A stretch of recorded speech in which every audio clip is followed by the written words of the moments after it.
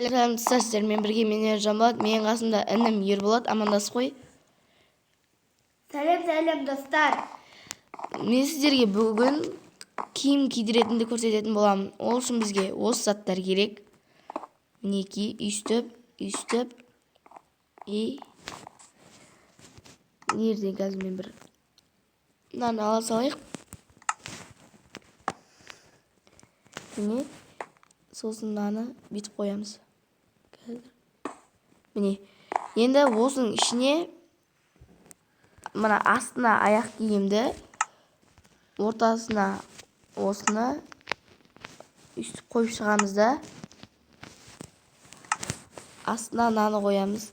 Наны қоямыз, ал үстіне наны қоямыз.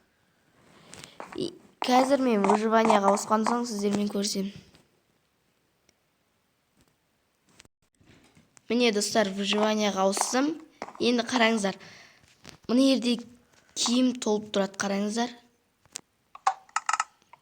Міне, көрдіңіздер ма? Мен киіндім. Достар, осы видео ұнаса лайк басып, комментария жазып кетіңіздер. Сіздермен бірге болған мен Ержанболат және менің інім. Қош сау болыңыздар.